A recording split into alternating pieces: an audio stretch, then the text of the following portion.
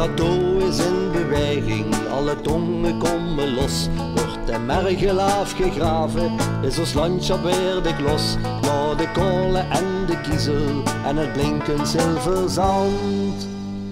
Geet me weer met lokken maken, in ons nes, het Limburgs land. We willen het niet meer, we pikken het niet meer. Laat ons landschap onbeheerd, laat de boer zien terven klier. Het plateau van Mergewaten is een voorbeeld, is een les.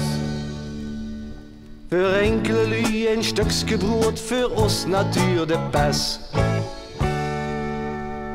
Geologen vingers jeuken, kon de bulldozer normaal. In de weer fossiele zeuken van miljoenen jaren her. Maar wat blieft, dat is een lok, zo groot, zo lierlijk en zo diep.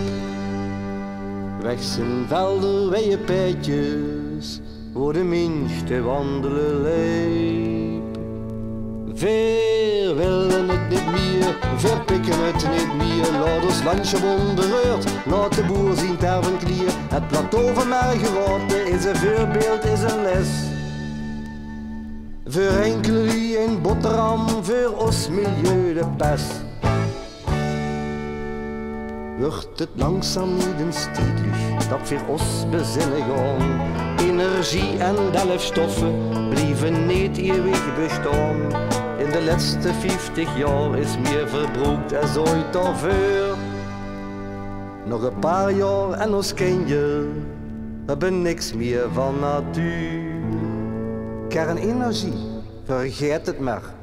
Veel willen het niet meer, we pikken het niet meer. Laat ons landschap onbeheerd, laat de boer zien terven klier. Het plateau van Mergewaten is een voorbeeld, is een les.